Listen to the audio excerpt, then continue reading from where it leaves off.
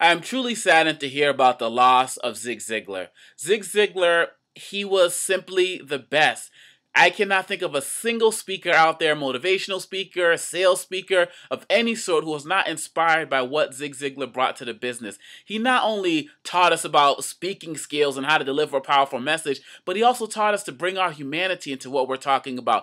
Telling his stories about growing up in Yazoo City, his early experiences with racism and learning to deal with different cultures and to be accepting of different people. I learned a great deal from him just as a parent, hearing him talking about raising kids. One of his quotations when he said, if you teach your children to lie for you, you teach them to lie to you. That's advice that I still take to this day. My favorite quotation of Zig Ziglar of all time is when he said, failure is an event, not a person, because so many of us get caught up in failures that we actually start to identify with them. But like he said, if you learn from your failures, then you haven't really failed.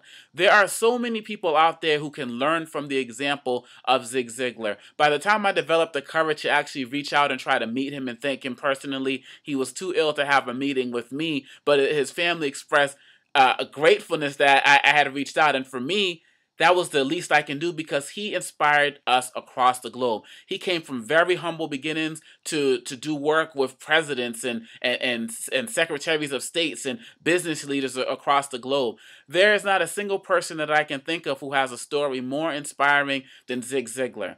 But the most important thing I remember about Zig Ziglar is his love for his wife.